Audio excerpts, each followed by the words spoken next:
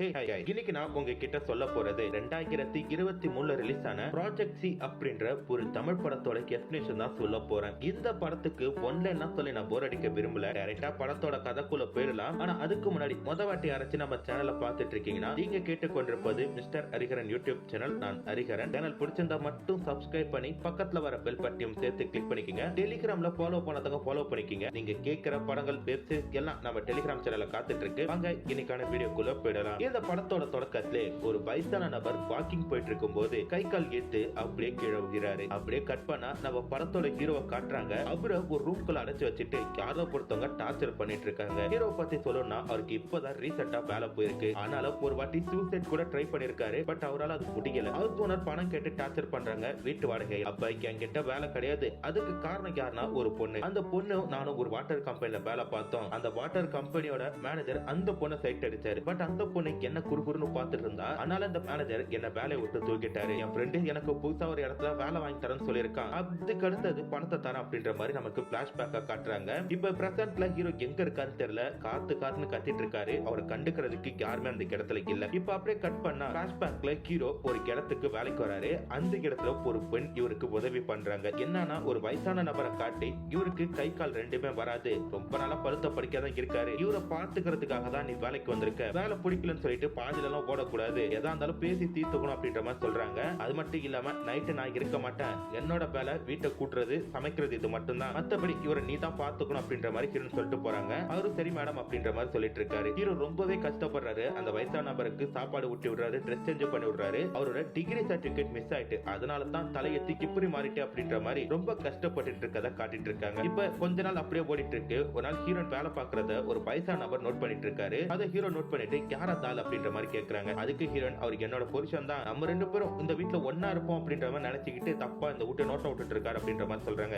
உங்களை பாக்கிறதுக்கு சின்ன பொண்ணு மாதிரி இருக்கு, அவரை பாக்கிறதுக்கு ஒரு 70 வயசு ஆள் மாதிரி இருக்கு. எப்படிங்க உங்களை ரெண்டு பேருக்கு கல்யாணம் ஆச்சு அப்படின்ற மாதிரி கேக்குறாங்க. அதான் எனக்கு கல்யாணம் ஆகும் போது 16 வயசு. எங்க அம்மா கண்ணப்பு விழும் போது இந்த ஆளு கிட்ட புடிச்சு கொடுத்துட்டு போயிட்டாங்க. அவருக்கு என்ன கல்யாணம் பண்ணிக்கன்னு சொல்லி ரொம்ப டார்ச்சர் பண்ணாரு. அதுக்கு அடுத்தது நானும் அவரை பண்ணிக்க வேண்டிய கட்டாயம் ஆயிடுச்சு. எல்லாரும் பேசிக்கிதான் சொல்லுவாங்க, கிளிய பழத்து குரங்கு கையில கொடுத்தோன்னு அது இங்க கரெக்டா போயிடுச்சு அப்படின்ற மாதிரி சொல்லிட்டு இருக்காங்க. இப்படியே வந்து பாத்தீங்கன்னா மறுநாள் ஆகுது. ஹீரோன் வேலை பார்த்துட்டு இருக்காங்க. அது ஹீரோ ஒரு தப்பான பார்வையில அவங்களே குறுகுறுன்னு பார்த்துட்டு இருக்காங்க. ஹீரோன் ஃபர்ஸ்ட் கண்டுபிடிச்சு என்ன அப்படின்ற மாதிரி கேக்குறாங்க. ஒண்ணுலக்கா அப்படின்ற மாதிரி சொல்லி திருப்பி வேலை பார்த்துட்டு இருக்காங்க. ஹீரோன் கிட்ட பேசிட்டு இருக்காங்க. ஆனா ஹீரோ என்ன பண்றாரு, ஹீரோனே ஒரு மாதிரி குறுகுறுன்னு பார்த்துட்டு இருக்காரு. என்னடா என்ன இப்படியே பார்த்துட்டு இருக்க, இந்த பார் அப்படின்ற மாதிரி ஹீரோ முன்னாடி போய் நிக்கிறாங்க. அது ஹீரோ ஐயோ என்ன மன்னிச்சிருங்க தெரியாம பார்த்துட்டான் அப்படின்ற மாதிரி சொல்லிட்டு ஓடி போயிட்டாரு. இப்ப ஹீரோன் என்ன பண்றாங்க, அவங்க ஏன் நம்மள அப்படி பார்த்தான் அப்படின்ற மாதிரி கண்ணாடி முன்னாடி நின்று அவங்களே அவங்க பார்த்துட்டு இருக்கும் போது பக்கத்துல ஹீரோ வந்து நிக்கிறாரு. அப்படியே ரெண்டு பேரும் கொஞ்சம் கொஞ்சமா நெருங்க ஆரம்பிக்கிறாங்க. அப்படியே ரெண்டு பேரும் வந்து பார்த்தா மொத்தத்தை கொடுத்து இது நமக்கு வேணாம் அப்படின்ற மாதிரி போதுங்கிறாங்க. பட் என்ன நினைச்சாங்க தெரியல, ரெண்டு பேருமே ரிலேஷன்ஷிப்ல இருக்கிறத காட்டுறாங்க. இது ரெகுலரா நடக்குது போல இருக்கு. போனால் ஹீரோ என்ன பண்றாரு, இதுக்கு மேல இந்த இடத்துல இருந்து நம்ம என்ன பண்ண போறோம், நம்ம இங்க இருந்து ஓடி போயிட்டு புதுசா ஒரு வாழ்க்கை ஆரம்பிக்கலாம் அப்படின்ற மாதிரி சொல்றாரு. அதுக்கு ஹீரோன் பணம் எங்க இருக்கு அப்படின்னும் போது என் கிட்ட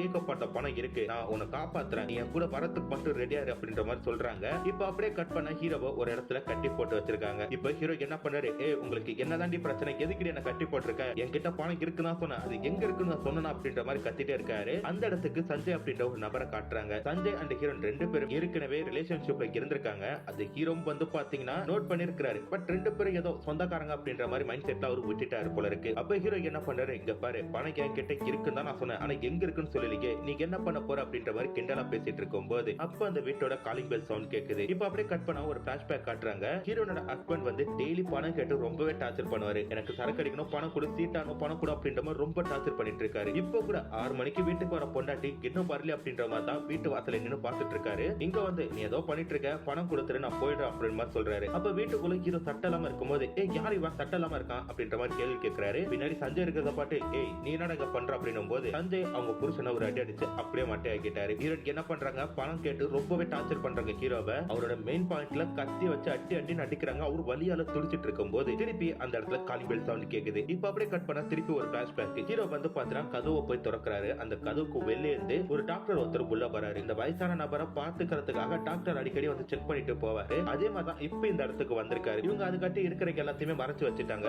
வீட்டுக்குள்ள வந்து பார்த்தா கொஞ்சம் ரத்தம் சிந்திருக்கத டாக்டர் பார்த்துட்டு ஒண்ணுமே பேசாம நேரா அந்த பேஷண்ட் கிட்ட போயிட்டு தான் பையன் திறந்து ஒரு கன் எடுத்து ஹீரோன் நெத்தி பாயிண்ட்ல வைக்கிறாரு. ஹீரோன் ஒரு சுத்தி எடுத்துட்டு அவரோட நெத்தி பாயிண்ட்ல வச்சுட்டு நீங்க என்ன சொல்றதுக்கு முன்னாடி நான் உன்னை அடிச்சே கொண்டுடுவான் அப்படின்ற மாதிரி மாட்டிட்டு இருக்காங்க. சரி இதுக்கு இதெல்லாம் இதெல்லாம் பண்ண அப்படின்னு போது வேற எதுக்கு, பணத்துக்காக தானே. நீ நானும் ஒண்ணுதான், நான் பணத்துக்காக எல்லாம் வரல. இந்த ஆளு கிட்ட ஒரு ஃபார்முலா இருக்கு, அது எடுத்துட்டு போகணும். இந்த ஆளு ஏதோ ஒரு மாத்திரை ஒண்ணு தயாரிச்சா அது மார்க்கெட்ல தடை பண்ணிட்டாங்க. பட் நல்ல பிசினஸ் உள்ள மாத்திரை, அது எப்படியாச்சும் கண்டுபிடிச்சா நானும் கொஞ்சம் பணம் பார்க்கலாம் அப்படின்றத தான் வந்தேன். எங்க வச்சிருக்கானே தெரியல அப்படின்ற மாதிரி சொல்றாங்க. சரி அது யாரு அப்படின்னு சொல்லி சஞ்சய் பார்த்து கேக்குறாங்க. ஹீரோ நடக்கிற எல்லாத்தையுமே சொல்றாங்க. இது எல்லாமே இப்ப ஹீரோ கிட்ட தான் இருக்கு, அவன் சொன்னா தான் நம்ம கிட்ட ஏதாச்சும் பண்ண முடியும் அப்படின்ற மாதிரி பேசிட்டு இருக்காங்க. இப்ப அப்படியே கட் பண்ணா ஹீரோ ரொம்ப டயர்டா போனை செட் பண்ணி வச்சுட்டு படுக்கிறாரு. போன் வந்து பாத்தீங்கன்னா அடிச்சிட்டு இருக்கு, பட் எடுக்கல, ரெகுலரா அடிச்சிட்டு இருக்கு. யார் அப்படின்ற மாதிரி போன் பண்ணி கேக்குறாரு. அப்ப அந்த இடத்துல பேசுறாரு. சார் நீங்க இருக்கிற இடத்துல ஒரு மாத்திரை இருக்கும், அந்த மாத்திரை எவ்வளவு விலையானாலும் நான் வாங்கிக்கிறேன் அப்படின்ற மாதிரி சொல்றாரு. ஹீரோவா அதை செக் பண்ணி பாக்குறாரு. ஆமா சார், நீல கலர்ல ஒரு மாத்திரை இருக்கு அப்படின்னும் போது அந்த மாத்திரை தான் 10 லட்சம் கூட நான் கொடுத்து வாங்கிக்க ரெடியா இருக்கேன் அப்படின்ற மாதிரி சொல்றாரு. ஹீரோக்கு அந்த மாத்திரை பத்தி ஒண்ணுமே புரியல. ஓகே அப்படின்ற மாதிரி சொல்லிட்டு அப்படியே போன கட் பண்ணிட்டாரு. இப்ப அப்படியே கட் பண்ண ஹீரோ கனவுல அந்த தாத்தா கிட்ட பேசுறாரு. என்னன்னா தாத்தா அந்த மாத்திரை பத்தி சொல்ல ஆரம்பிக்கிறாரு. இந்த மாத்திரை வந்து ஒரு எனர்ஜெட்டிக்கான மாத்திரை. இந்த மாத்திரை கவர்மெண்ட் தடை பண்ணிட்டு இதை நான் டெஸ்ட் பண்றதுக்காக ஒரு 4 பேர் கிட்ட கொடுத்தேன். அந்த 4 பேருமே அடிக்கடி இந்த மாத்திரை கேட்டு என்ன ரொம்பவே டார்ச்சர் பண்ணாங்க. நான் சரியான ரிசல்ட்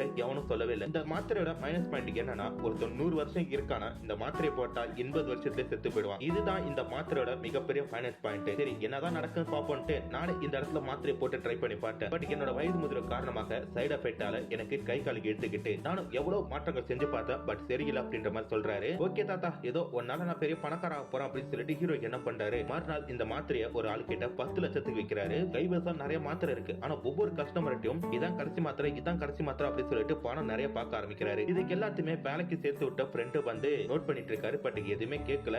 ஹீரோ ரொம்ப சந்தோஷமா ஒரு ராஜ வாழ்க்கை வாங்கிட்டு இருக்காரு. அது மட்டும் இல்லாம தாத்தாவை வெறுப்பேத்தி நல்லா ஜாலியா பண்ணிட்டு இருக்காரு. ஒரு நாள் மனசாட்சி என்ன பண்ணுது, ஏண்டா இந்த மாதிரி பண்ணிட்டு இருக்கேன், ஏதாச்சும் பிரச்சனை என்னடா பண்ணு அப்படின்னு சொல்லி கேட்கிறாரு. நான் என்னடா பண்ண போறேன், என்கிட்ட நிறைய பணம் இருக்கு, இன்னும் கொஞ்சம் பணத்தை சேர்த்துட்டு இந்த ஊரை விட்டு நான் போறேன் அப்படின்ற மாதிரி சொல்லிட்டு இருக்காரு. ஒரு நாள் ஹீரோ வெளில போயிட்டு வரும்போது வீட்டு வாசல அவரோட ஃப்ரெண்டு நிக்கிறாரு. உன்னை பார்த்தாலே தெரியல, ஏதோ ஃப்ராட் தான பண்ணிட்டு இருக்க போல இருக்கு, நிறைய பணம் வச்சிருக்கேன், எப்படி அப்படின்ற மாதிரி கேக்குறாங்க. ஐயோ அண்ணா, நீங்க நினைக்கிற மாதிரிலாம் இல்லண்ணா, எனக்கு இந்த இடத்துல சம்பளம் கரெக்டா கொடுக்குறாங்க, சந்தோஷமா இருக்கேன், நீங்க தான் என் வாழ்க்கைக்கு ஒளி ஏத்தி வச்ச மகான், உங்களை வீட்டுக்குள்ள கூட்டு போய் பேசணும் அப்படின்ற மாதிரி வீட்டுக்குள்ள போயிட்டு அவங்க ஃப்ரெண்ட கைத்து நினைச்சு கொலை பண்றாரு. வெளியே பாடி எங்கேயும் டிஸ்போஸ் பண்ண மாட்டிப்போம், என்ன பண்ணலாம் அப்படின்னு சொல்லி யோசிச்சுட்டு கொஞ்சம் ஆசிட் எடுத்து அவரோட பணத்தை அங்கே எரிச்சு வச்சிடறாரு. இப்ப அப்படியே ஹீரோ வெளில போன நேரமா பார்த்து அவரோட டாக்டருக்கு என்ன பண்ண இந்த வீட்டுக்குள்ள வந்துட்டு செக் பண்ணி பாக்குறாரு. அவருக்கு அந்த ஃபார்முலா கிடைக்க மாட்டேங்குது, கொஞ்சம் எஸ்கேப் ஆகி போலாம் அப்படின்ற மாதிரி பிளான் போடுறாரு. அந்த நேரம் பார்த்து ஹீரோ உள்ள வந்துட்டு இங்க ஏதோ ஒண்ணு மாறி இருக்கே அப்படின்ற மாதிரி யோசிச்சுட்டு இருக்காரு. எனக்கு தெரிஞ்சு இப்ப கிட்டதான் அந்த ஃபார்முலா எல்லாமே இருக்கணும், அது எடுத்து வச்சுட்டு இவன் நம்மள மிரட்டுறான் அப்படின்ற மாதிரி டாக்டர் நிகழ்காலத்துல பேசிக்கிட்டு ஹீரோவை கண் பாயிண்ட்ல வச்சு மிரட்டுறாரு. ஹீரோ நான் சொல்லிடுறேன் அப்படின்னு சொல்லி பயந்துக்கிட்டு அப்படியே அந்த பைத்தானர் படுத்திருக்க படுக்கையை காட்டுறாங்க. ஏன் இவன் அந்த இடத்த பாக்குறான் அப்படின்னு சொல்லிட்டு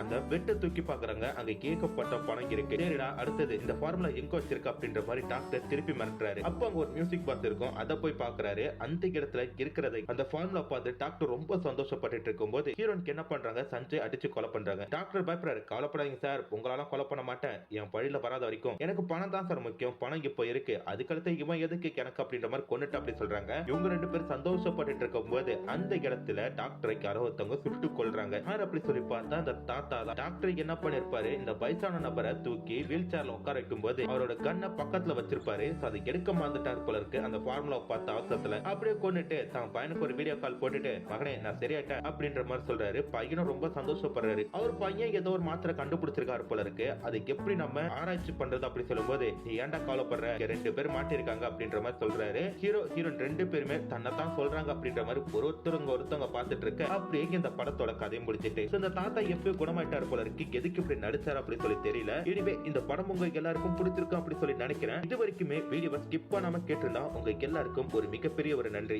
தொடர்ந்து இந்த மாதிரி படம் பார்க்கறதுக்கு என்ன தொடர்ந்து சப்போர்ட் பண்ணுங்க. நாளைக்கு இது ஒரு சூப்பரான படத்துல பார்க்கலாம். நன்றி, வணக்கம்.